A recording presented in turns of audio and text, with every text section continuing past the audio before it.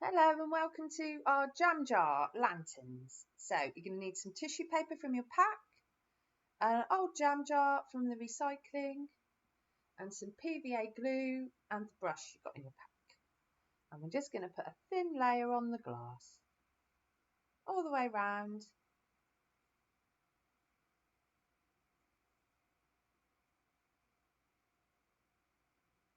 This is a bit of a sticky one, this project.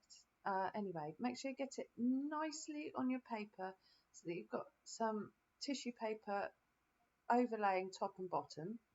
So your jam jar needs to be a bit smaller than the paper, or you could put two pieces of paper together if they were too small. Squish it down on the bottom. Put a little bit of glue around the rim and just tuck all of that paper in. The tissue paper might split a bit, but it's easy to repair as it's drying. It's a very forgiving activity project, this one. You can't really do anything wrong with it. Make sure you get into all the creases and crevices, just gently push it in. You only need a little bit of glue because we want to stick it, but we don't want to saturate it too much. Then we leave it to dry. So while it's drying, you can decide what design you're going to put on your jar. On this one, I am going to do flowers and leaves. Just concertinaed my paper together, and I'm making lots of shapes all at the same time, just to speed up on time a little.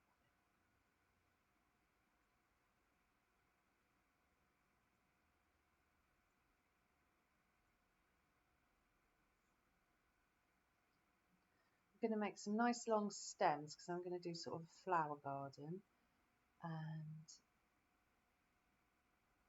then we can stick them on the jar. You can do any design you like, really. This is just one method. I'll show you some more methods in a minute. So with this method, we have just got our base layer of tissue paper, and then just put little embellishments over the top. And you're only going to need a single layer of tissue paper at the time, because we want these to be able to emit light. Now I'm going to use some red for the petals. Another way of doing things, instead of cutting it with scissors, if you want a more natural edge, you can really just rip along the tissue paper and create quite a nice jagged edge. But again, I've put them all together here because I'm making lots of petals. There we go, that should be enough for my flower petals. And I've got a little bit of gold here. It actually came out of a shoebox. It was round a pair of trainers. So I'm going to make some little centres for my flowers with this. But of course, your jar could have any theme. You should have got a little bit of each colour of tissue paper, and there should be at least enough to make one jar. So I've just popped out on some green stems, and then I'm just going to keep going round just a little. So I've let the blue paper underneath dry, and I'm just adding, just freehand, my little stems equally around the jar. That's quite a thick one. A little bit of glue over the top of that dry tissue paper.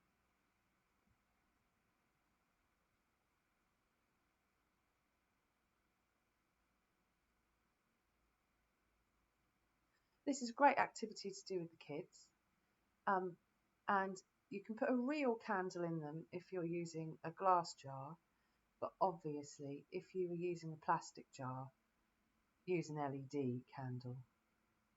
Just speeded it up a bit. There we go. So now I'm going to start on my flower petals.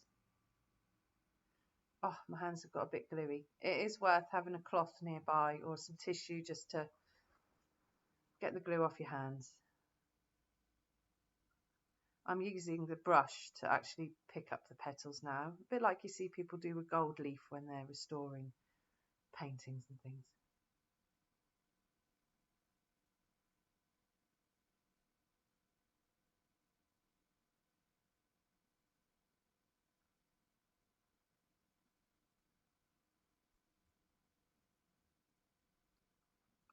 And you just keep going.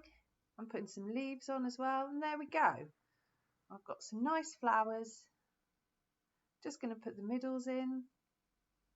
I've added some extra leaves. Just make sure you don't make it too thick though. Just use one layer of tissue paper at a time. You can do these multicoloured or monochrome ones, look great, where you just use black for the design. And we're just going to let that dry. So I've got lots of colours here. And what I'm going to do next is make one where I don't put a base layer underneath. I apply lots of small pieces of paper straight to the jar without that base layer that I used in the last jar. So I want to make lots of equal squares. So I've folded all my paper together.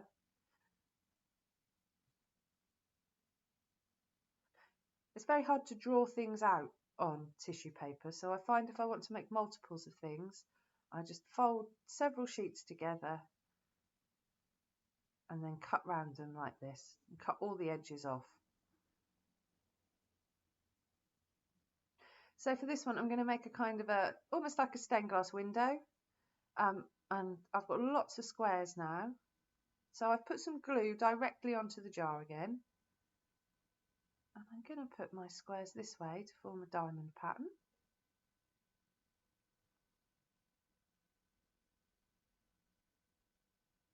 As you can see, you only need a little bit of glue.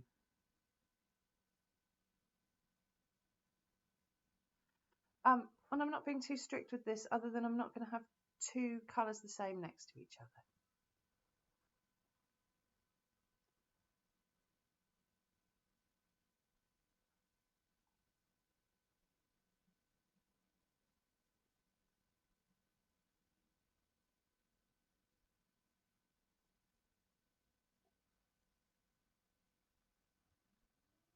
Okay, when you get to the top, again, it's a little bit fiddly at the top. Sometimes the tissue paper will rip and you'll end up with a little hole. Now, don't worry about this. You can just patch over with another little bit of tissue paper. Sometimes I find it easier to let the problem area dry out and then just go over the top with a little bit of tissue paper. It's ever so forgiving. You won't notice that there's a hole in the paper. But once it gets really sticky and starts curling up, it can be quite difficult. There we go. So, now I've just got little triangle bits I need to fill at the bottom where I had those. I've put the diamonds, but there's only a half diamond underneath. So I'm just going to roughly cut some of those remaining squares into triangles. And then we'll just pop them on.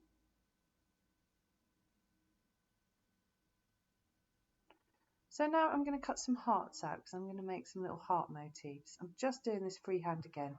It's really hard to draw onto tissue paper, but you could draw onto a normal piece of paper and make yourself like a little template.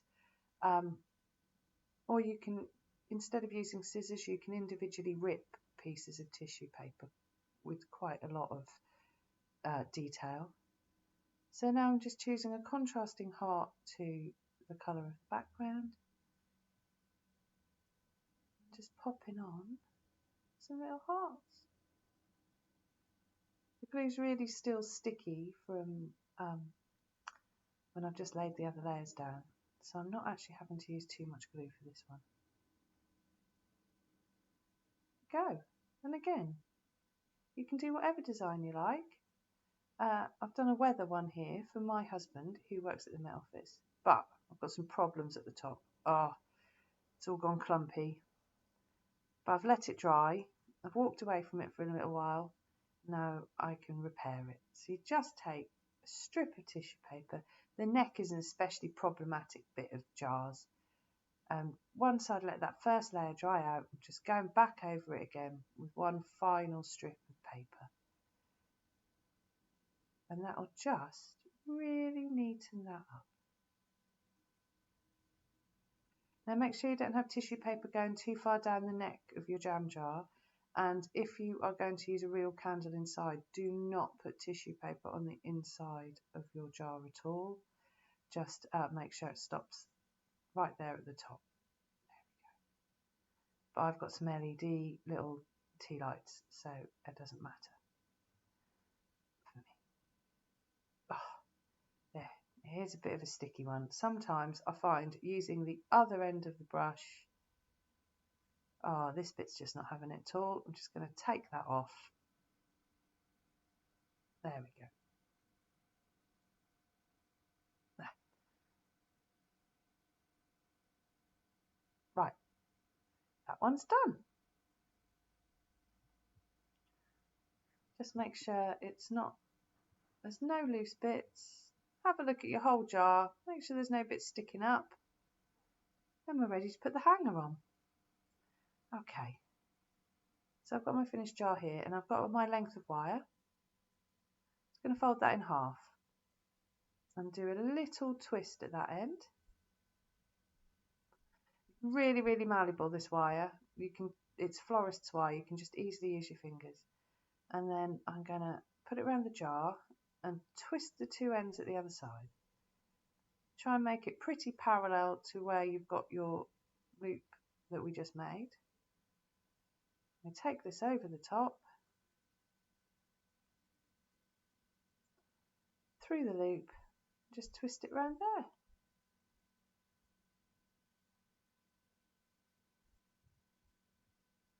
Oh, I've still got tissue paper stuck to me. There we go. And there is your finished lantern. So I've got my tea light.